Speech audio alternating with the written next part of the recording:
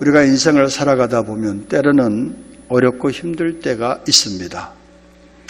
개인적으로, 가정적으로, 사회적으로, 국가적으로 위기적인 상황에 처할 때가 있습니다.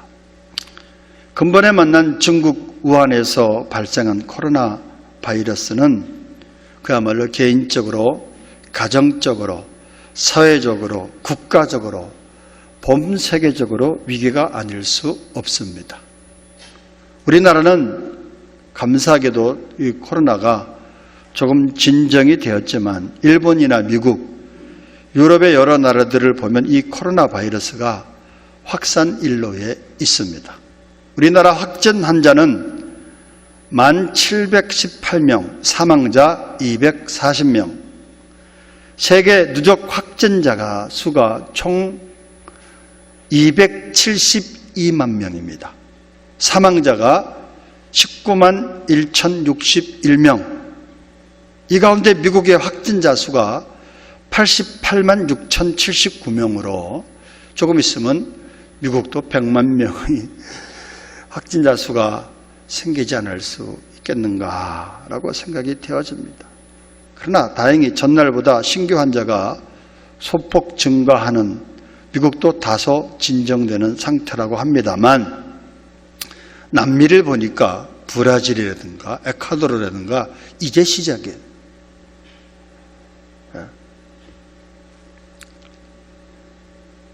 이 국가적으로, 개인적으로, 사회적으로 이 정식적, 사회적, 물질적 손해가 이루 말할 수 없는 위기를 만난 것입니다. 그래서 세계 여러 나라들이 지금 중국의 보상 청구권을 청구하려고 하는 움직임이, 빗작업이 있는 것을 보게 되는 겁니다. 시진핑은 1급 전범이 될 수도 있겠다라는 생각도 가지게 되는 겁니다. 여러분, 세계 어떤 나라도 믿어서는 안 돼. 지금 북한이 어쨌든 급변 사태에 있는 것 같은데 염려되는 것은 중국이 북한을 먹으려고 하는 그것이 염려가 되는 것이죠. 우리가 여러분 믿고 의지해야 될 대상은 어떤 나라도 아닙니다. 오직 하나님 한 분밖에 없는 줄로 믿습니다. 물론 교회적으로도 위기를 만난 것이죠. 언론이 교묘하게 교회를 신천지와 다를 바 없는 이상한 집단으로 매도하여서 많은 사람들이 교회에 대해 긍정적인 인식을 가지기보다는 부정적인 인식을 가지게끔 하여서 이 교회가 이상하게 혐오 집단처럼 보이게끔 그렇게 보도를 하잖아요. 마지막 때 전도의 문을 막아버리는데 앞장을 서는 데가 언론이다. 저는 그렇게 생각을 합니다. 또한 정부는 사회적 거리를 두게 한다는 명분으로 맞는 얘기죠. 또 한편으로는. 그러나 주일 교회 예배 드리는 것에 대해서 반대함으로 약 2달 동안 한국교회 많은 교회들이 예배를 온전히 드리지 못하고 예배를 녹화한다든가 인터넷 예배를 드려야 했던 것을 우리 모두가 잘 알고 있습니다. 주중 예배는 말할 것도 없고요. 주일 예배를 못 드리는데 주중 예배를 어찌 드릴 수 있겠습니까? 저희 교회는 그나마 주일날 1부, 2부를 고수하면서 해왔는데도 불구하고 이 분위기가 예배를 정상적으로 예배를 드리는 분위기와 그렇지 않은 그런 분위기는 이게 차이가 크다는 거예요. 온도 차이가 크다는 것을 제 스스로가 느끼는 거예요. 그렇다면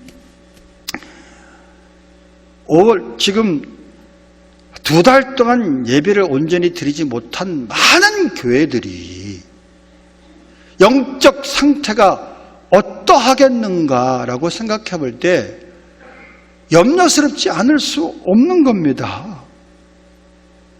저부터 느슨해지는 것을 느껴요. 저희 교회가 주일 낮 예배 드리고 점심 먹고 또 커피도 마시고 교제도 나누고 주일 저녁 예배를 드리잖아요. 그러니까 주일 저녁 예배를 안 드리니까 어떤 현상이 일어나느냐? 저부터 홀가분해.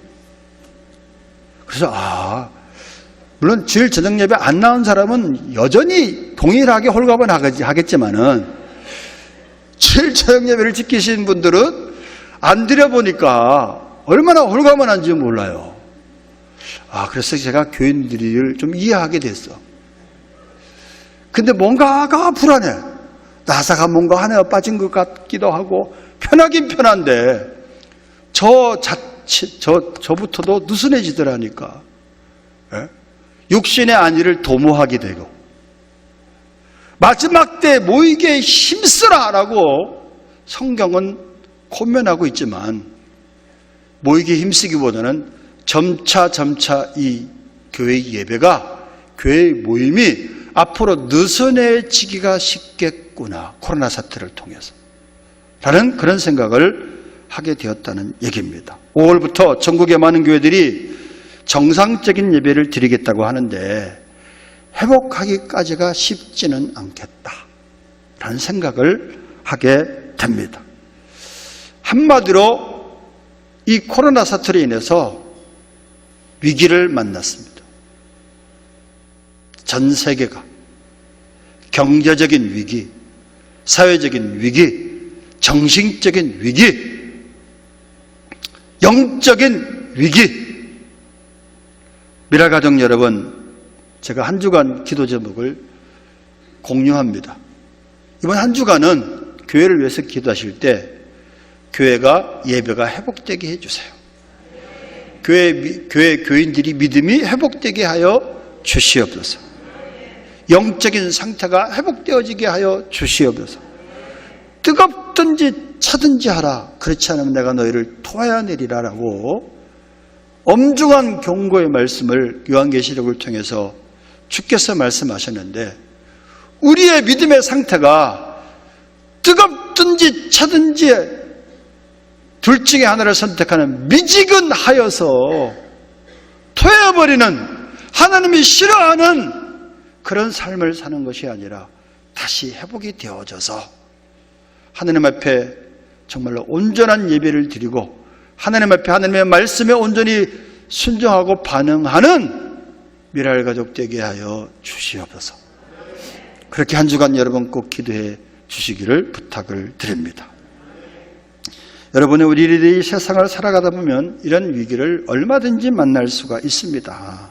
사실 코로나보다도 더한 위기를 얼마든지 만났고 또 만나고 있고 앞으로도 만날 수 있을 것입니다. 그런데 여러분, 위기를 만났을 때 우리가 꼭 기억해야 될 것이 있어요. 뭘 기억해야 되느냐? 위기라는 단어를 기억하셔야 돼요. 이 위기라는 단어는 위험과 기회라는 단어의 그런 결합입니다. 뭐라고요? 위기는 위험과 기회란 두 단어의 결합이다. 다시 말해서 위기가 곧 기회일 수 있다라는 말씀입니다. 인생의 삶이 다 위기로 그쳐지는 게 아니야. 그 위기를 통해서 디딤돌이 될 수 있어. 위기가 기회일 수 있다는 사실을 우리는 잊지 말아야 된다는 말씀입니다. 그래서 위기는 위험한 것만은 아닙니다. 위기를 잘 극복하면 위기는 또 다른 기회일 수 있다는 얘기죠. 얼른 보면 위기는 단순히 어렵고 힘든 상황처럼 보이지만은 잘 보면 양면성을 가지고 있습니다. 그렇다면 여러분, 우리가 인생을 살아가면서 중요시해야 될 것이 과연 무엇이 있느냐? 좋은 환경보다는 좋은 태도가 더 중요하다는 사실을 명심하셔야 됩니다. 왜냐하면 좋은 환경, 좋은 조건이라는 것은 항상 유동적이기 때문입니다. 이 세상 사람치고 늘 좋은 환경 조건 속에서만 사는 사람은 하나도 없잖아요. 우리들은 시시각각 어려운 일을 만날 수 있습니다. 여기에 누구도 유해는 없어요. 예수님이 타신 배에도 풍랑은 일었지 않습니까? 문제는 그래서 어떤 환경을 만나느냐가 문제가 아니라 어떤 상황과 어떤 어려움과 어떤 환경을 만나더라도 그 상황에 대항하는 우리들의 마음 자세, 우리들의 마음의 태도가 중요하다는 말씀입니다. 성경은 증거합니다. 빌립보서 4장 6절 7절 우리 교인들 다 외우시죠? 우리 다 같이 한번 외워보도록 하겠습니다. 시작. 아무것도 염려하지 말고 다만 모든 일에 기도와 간구로 너희 구할 것을 감사함으로 하나님께 아뢰라. 그리하면 모든 지각에 뛰어난 하나님의 평강이 그리스도 예수 안에서 너희 마음과 생각을 지키시리라. 역시 대단합니다. 다 한 사람도 잊어먹지 않고 다 외우시네. 예? 어떤 문제가 생겼을 때 하나님이 기도하면 그 문제를 해결한다라기보다는 먼저 하나님이 하시는 것이 있는데 뭘 하신다고요? 우리들의 마음과 생각을 지키신다. 풍랑을 만났을 때 풍랑을 해결하기보다는 그 풍랑 속에서 우리의 마음과 생각을 지키신다는 거예요. 위기를 만났을 때 우리의 생각과 기도, 하나님 앞에 기도를 드리면 우리의 마음과 생각을 하나님이 지켜주신다는 겁니다. 그래서 위기를 극복하게 만들고 그래서 풍랑도 그치게 만드는 것이 하나님의 역사라는 말씀이시죠. 그래서 여러분, 우리가 문제가 생겼을 때, 어떤 위기가 닥쳐왔을 때 중요한 것은 우리의 마음과 생각이 중요한 거예요.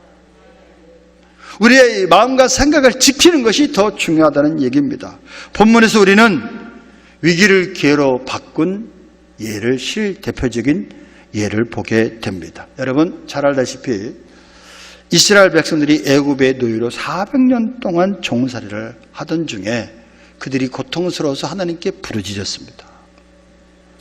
하나님께서 그 부르짖음을 들으시고 모세라는 지도자를 통해서 이스라엘 백성들을 출애굽시켜 주셨습니다.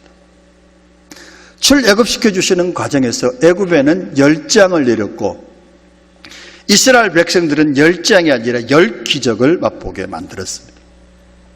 그리고 모세를 통해서 출애굽하면서 하나님이 어디로 이스라엘 백성들을 이끌었느냐 하면 홍해바다로 이끌었어요. 참 얄궂죠. 왜 홍해바다로 이끌었는지. 그래서 홍해라는 바다 앞에 딱 직면하게 되어서 돌아가야 되는데 뒤에는 그 사이에 애국 군대가 쫓아왔습니다. 바로가 속았다는 사실을 깨닫고 군대를 이끌고 왔어요. 앞에는 홍해가 딱 막혀 있고 뒤로는 애국 군대가 이제 바짝 뒤쫓아 온 상황이었습니다. 그야말로 죽을 수밖에 없는 상황이야. 그때 애굽 사람들은 오늘 성경에 보니까 크게 두려워하여 그랬어요. 여러분 죽음보다 더 두려운 것이 어디 있겠습니까? 크게 두려워하여서 그야말로 비명을 지르고 급기야 모세를 원망하기 시작했습니다. 오늘 11절에 보니까 애굽에 매장제가 없어서 당신이 우리를 이리로 이끌어내어 이 광야에서 죽게 하느냐 하고 모세에게 항의를 했습니다. 원망했습니다. 그때 모세가 기가 막혔어. 모세가 해야 할 일은 하나님 앞에 부르짖을 수밖에 없는 거야. 그래서 모세가 하나님께 부르짖습니다. 그때 하나님께서 모세에게 말씀하십니다. 모세야, 지팡이를 들고 손을 바다 위로 내밀어 그것으로 갈라지게 하라. 모세가 지팡이를 잡은 손을 내밀자 큰 동풍이 불어와서 바닷물이 물러가고 바다가 갈라 저 마른 땅에 드러나고 바다 가운데 길이 나타났습니다. 이스라엘 백성들은 그 길을 통해서 건너편 시나이 반도로 건너갔습니다. 그리고 모세가 다시 바다 위로 손을 내밀어 기도하자 이스라엘 백성들을 추격하여 온 애굽의 병거와 마병들 위로 바닷물이 덮여 모두 수장되고 말았습니다. 사랑하는 미랄가족 여러분, 이것은 역사적인 사실이죠. 이 역사적인 사실을 통해서 하나님께서 우리에게 무엇을 말씀하시고자 하십니까? 오늘날 우리들도 인생을 살다 보면 원치 않는 홍해와 애국 군대 같은 위기를 만날 수 있다는 말씀이죠. 도저히 우리 힘으로 해결할 수 없는 어려운 난거를 만난다는 얘기죠. 그때 우리가 이것을 어떻게 해결해야 되느냐를, 어떤 자세를 가져야 되느냐를 오늘 본문 말씀을 통해서 하나님께서 저와 여러분에게 교훈하고 계십니다. 첫 번째, 뭘 교훈하고 계시냐? 위기 앞에서 너희들은 두려워하지 말아라 라고 교훈하십니다.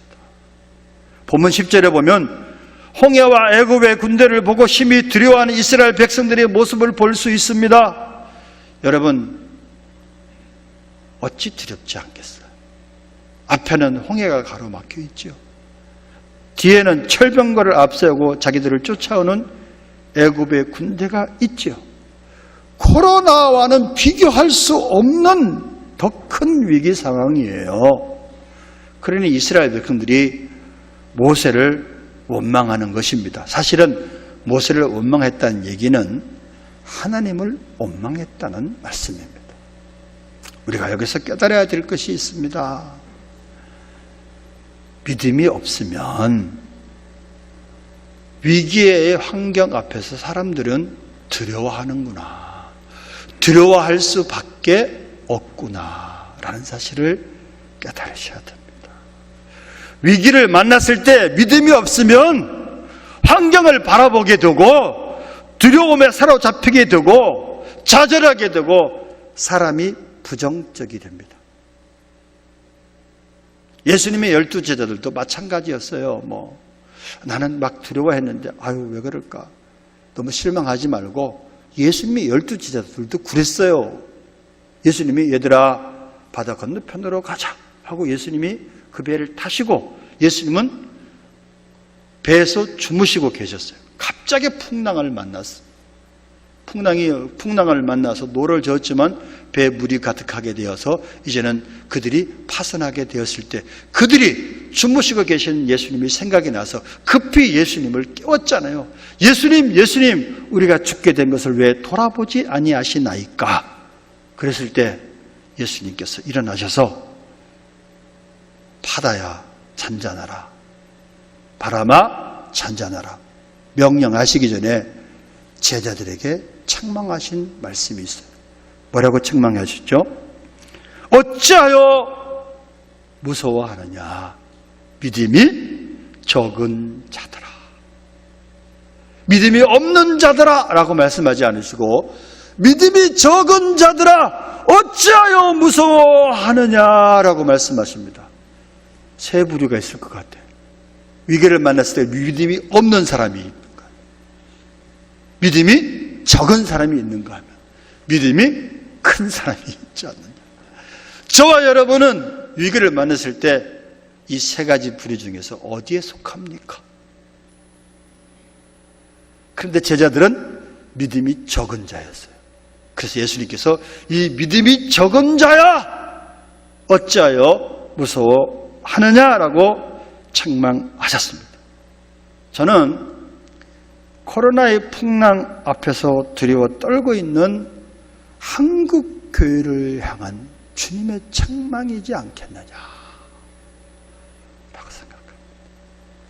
믿음이 적은 자야 어찌하여 두려워하느냐. 두려워하셨습니까? 네.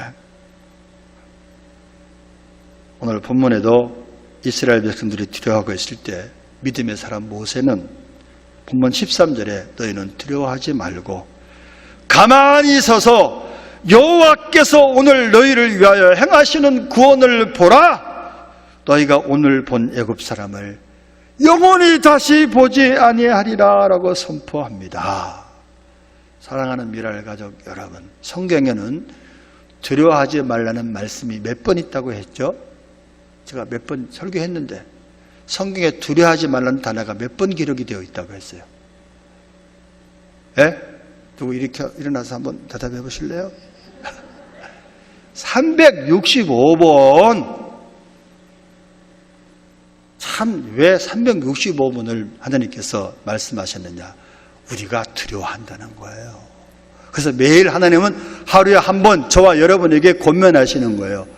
두려워하지 말아라. 아무개야, 너 왜 두려워하느냐? 두려워하지 말아라. 내일에 대한 불확실성 때문에 두렵들 때가 있어. 먹고 사는 문제 때문에 두려워할 수 있어. 노후 문제 때문에 두려울 수 있어요. 질병의 문제로 인해서 두려울 수 있어요.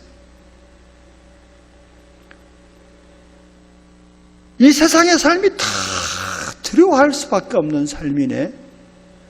하나님께서 하나님의 백성들에게 하루 한 변 아무개야 두려워하지 말아라. 믿음이 적은 자야, 너희는 마음에 근심하지 말라. 하나님을 믿으니 또 나를 믿으라. 그렇게 말씀하고 계시는 줄로 믿습니다. 여러분, 두려워하면 어떻게 되는 줄 아세요? 요한 1서 4장 18절 봅니다. 두려워하면 어떤 일이 생기느냐? 사랑 안에 두려움이 없고 온전한 사랑이 두려움을 내쫓나니 두려움에는 형벌이 있습니다. 두려워하는 자는 사랑 안에서 온전히 이루지 못하였느니라. 어떤 분은 잠을 못 잔대. 어떤 분은 두려움 때문에 질병이 와. 여러분, 두려움에는 형벌이 있어. 그래서 주님께서는 우리에게 너 두려워하지 말아라. 사랑 안에 두려움이 없다. 주님 안에 두려움이 없습니다. 부활하신 예수님께서 첫 번째 주신 축복의 메시지가 뭐라고요? 샬롬. 너에게 평강이 있을지어다. 평안할지어다. 예배를 드리고 있는 지금 우리 모두에게 주께서 말씀하신다면 사랑하는 아들 딸아, 두려워하지 마라. 평안할지어다 라고 말씀하고 계시는 줄로 믿습니다. 위기를 만났을 때 우리들의 힘으로 어찌할 수 없는 어려움을 당했다면 두려워한다고 되는 일이 아니잖아요. 해봐서 알잖아요.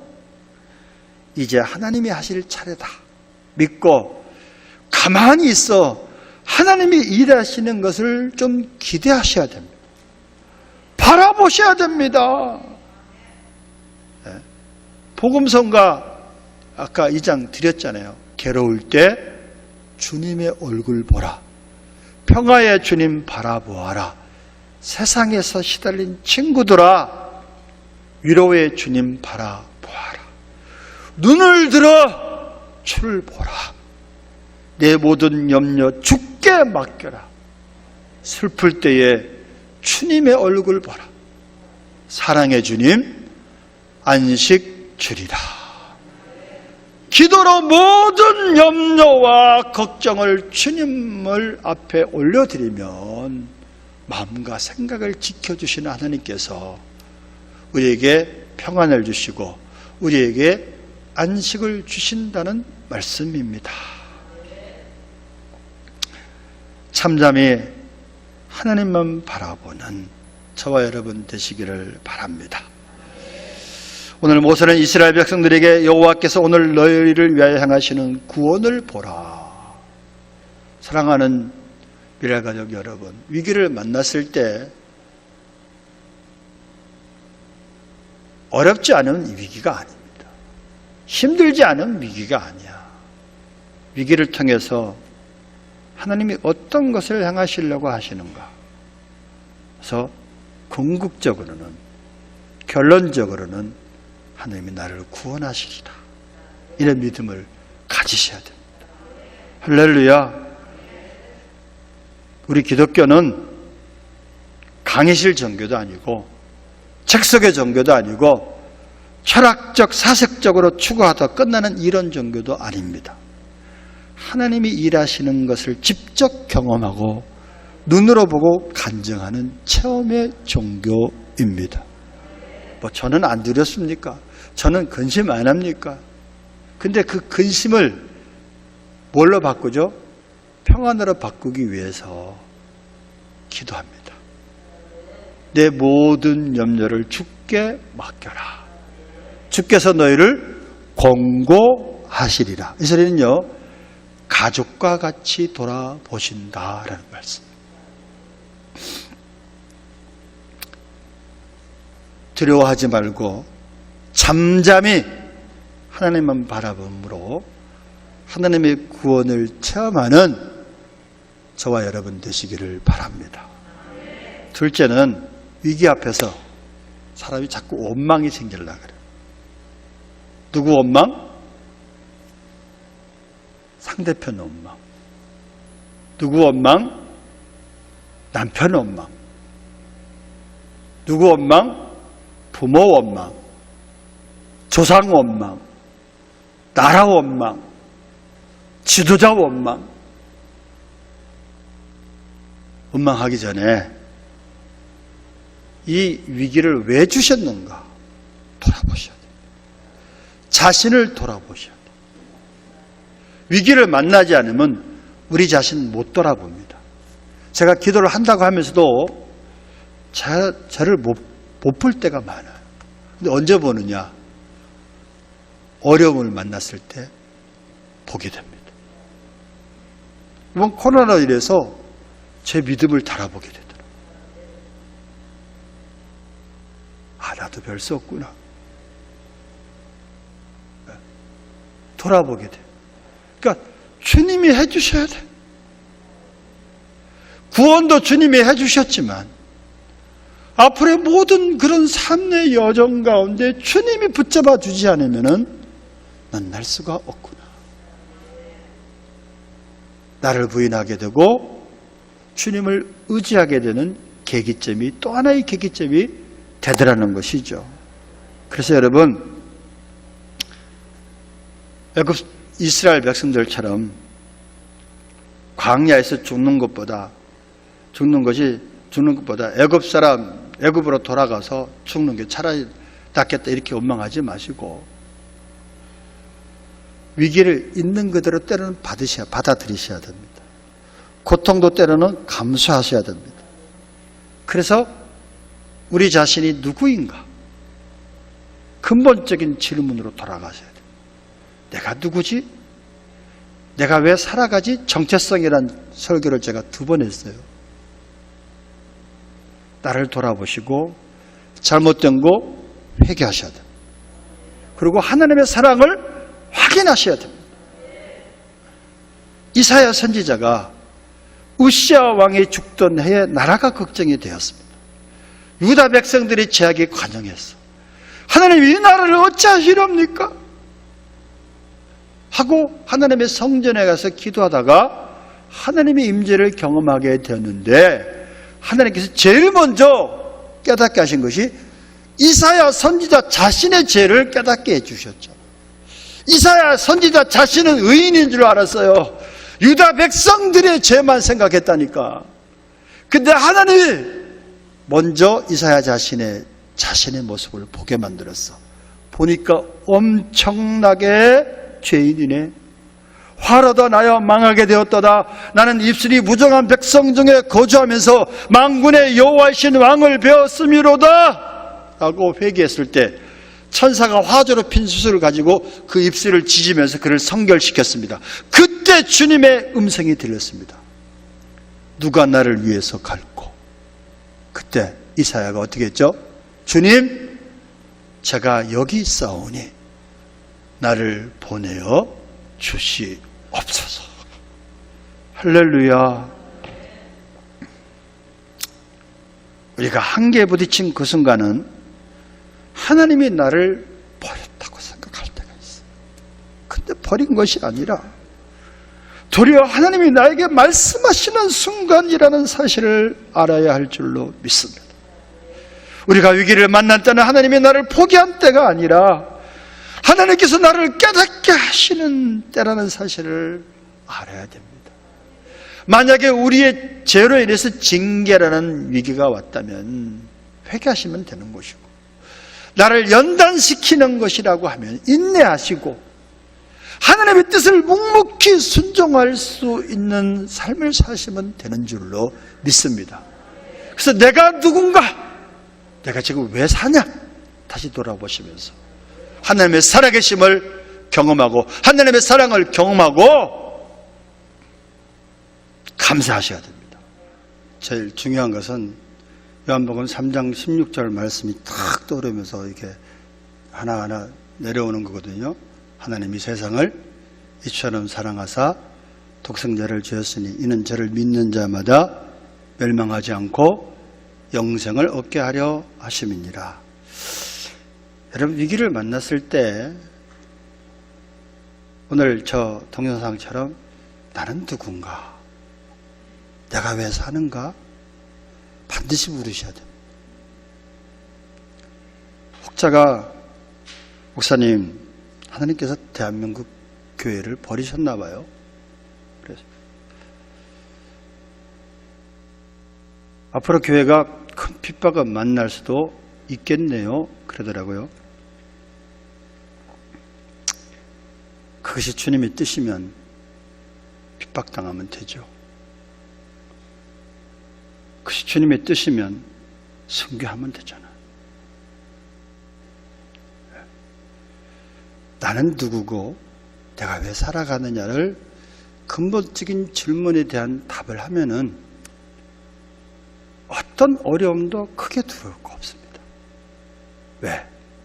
주께서 저와 여러분의 인생의 주인이시기 때문에. 이젠 내가 주인이 아니잖아요. 그리스도 안에 새로운 피조물이죠.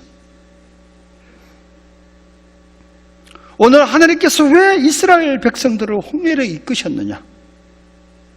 여러분 아시죠? 홍해 사건을 통해서 하나님의 영광을 나타내시기 위함입니다. 이 사건을 통해 하나님은 바다를 마음대로 움직이시는 전능하신 분이심을 알게 하셨고, 이스라엘로 하여금 하나님의 능력을 목도하고 하나님을 경외하도록 하신 겁니다. 이스라엘 백성들에겐 절대절명의 위기였지만 그 위기 앞에서 이스라엘 백성들의 자신의 모습을 보게 하시고 하나님의 전능하심을 드러내신 겁니다. 구원은 누구에게 있다? 하나님에게 있다는 사실을, 이 위기의 상황을 통해서 하나님께서 이스라엘 백성들에게 교훈하고 계시고, 코로나 사태를 통해서 위기를 만난 저와 여러분에게도 동일하게 말씀하고 계시는 줄로 믿습니다. 이 위기를 만났다면 또 한 번 하나님의 영광을 보게 될 찬스다, 이렇게 생각합시다. 그리고 하나님의 영광을 보기 위해서 잠잠히 참아 기다리며 기도하는 미랄 가족들 되시기를 바랍니다. 그래서 마지막으로 위기를 만나면 하나님께 간절히 기도하는 수밖에 없습니다. 모세가 16절에 간절히 기도했더니 하나님께서 응답하셨잖아요. 모세야, 지팡이를 들고 손을 바다 위로 내밀어 그것이 갈라지게 하라. 이스라엘 자손이 바다 가운데서 마른 땅으로 행하리라. 기도한 모세를 통해 하나님은 홍해의 길을 내시어 이스라엘 백성들을 건너가게 하셨고, 애굽의 군대는 오히려 홍해 바다에 수상시키셨습니다. 하나님께서는 기도하는 자를 통해 큰 일을 행하셨습니다. 열왕기하 20장에 보면 히스기야 왕이 죽을 병에 걸렸습니다. 그런데 이사야 선지자를 통해서, 야 히스기야, 내가 이제 죽고 더 이상 살지 못하리라 라는 말을 듣고 히스기야가 어떻게 했죠?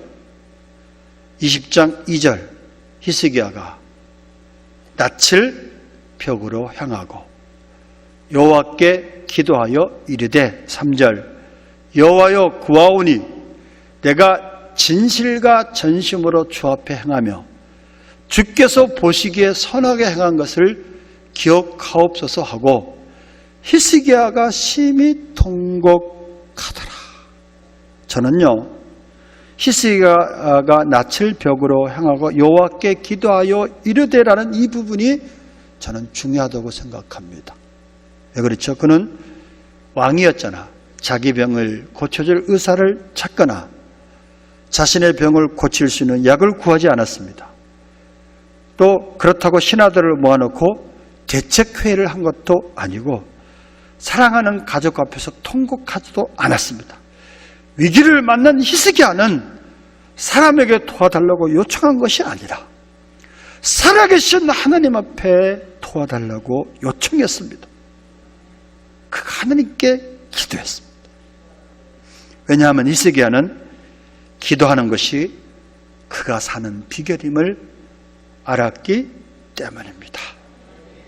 그 결과 그는 병에서 고침받고 아수르의 위협 앞에서 노인 조국을 구할 수 있었습니다. 사랑하는 미랄 가족 여러분, 코로나 아무것도 아니야. 어떻게 생각합니까? 더한 인생의 위기를 얼마든지 만날 수 있습니다. 기억하셔야 될 것이 있어요. 위기란 단어는 위험과 기회라는 두 단어의 결합이라는 사실을.